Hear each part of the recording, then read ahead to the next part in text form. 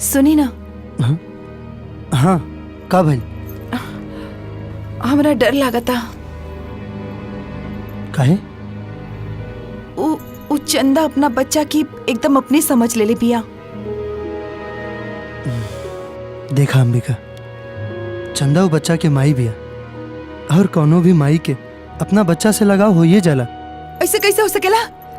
पैसा देले बानी जा हमनी के उ लइका के बदले। उ लइका हमनी के बा, हमार बा। देखता नहीं कैसे ना दी हमनी के लइका।